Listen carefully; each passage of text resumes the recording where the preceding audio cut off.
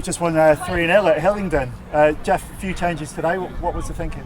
Some of them were enforced, obviously some people unavailable. But again, we felt, obviously from the last game, we felt it was time to sort of change it around a little bit.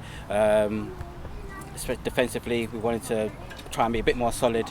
Obviously, Steph Nielsen is available this weekend, so I think we could have done with his bit of creativity and went for a pacey forward line, because obviously we've heard from previous teams who've played them before in terms of their back line, so we thought we could exploit it by playing into the channels and in behind them, and I think the first half kind of exploited them exactly how we thought it would go to plan.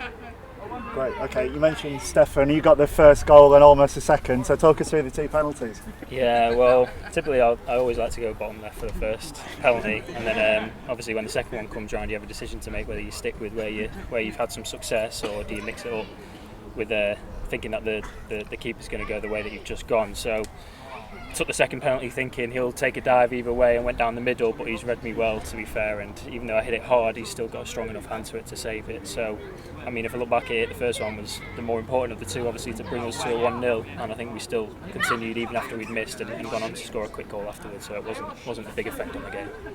Yeah, and obviously Bilal, we had a lot of pace up front. How was it playing against their defence? They couldn't handle us, could they? It was alright. It was a decent first half from us. I think it was a very good first half. Second half we dropped off the pace a little bit, but first half we were unbelievable. Noah, me, Josh up front, running rings past them, to be honest. If we're being honest, that's what we were doing, and that was what Jeff said in the beginning.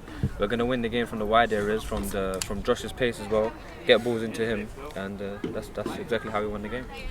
And we had is that the first Adejoke assist, Adejoke yes, goal yes. to seal the win? It was a nice little link up with the little brother there, and we sealed it off with a nice Aubameyang Lacazette celebration. But yeah, no, it was great. It's great working alongside with him, but also Bilal as well. As we said, I think we had a game plan at the beginning to use our pace and use that energy up front, and I think it worked to a T. I think the management got that call right. It was putting it in those areas, and I think everyone, the team, was in line with that kind of play. So we put into those areas, had them turn in, and as we saw, we got two penalties early on. It just gave us that confidence to really go at it in the first half and essentially give the energy throughout the rest of the game. So second half was an interesting one, wasn't it? Because they really came out to try and get back into it, but with only 9 men. Yeah, I think we didn't really utilise what we had. I mean, obviously 11 against 9, you just really have to use the ball. So I think at times we'd show a bit of immaturity in terms of obviously just using the space, because when you're playing 11 against 9, all you have to do is really just keep the ball moving, and eventually the spaces will open up. On reflection, we could have done a bit better. We had a few chances again, the second half, to really kind of bury them, but 3-0 away from home, you can't complain. In the cup, we're in the next round. It's always good for a cup run, obviously going at the Vars last week. So League Cup, always say, you win a few games, you're into a semi-final, so it's always winnable. And if we put in performances like today, there's no reason why we can't go all the way. Brilliant. Right, thank you.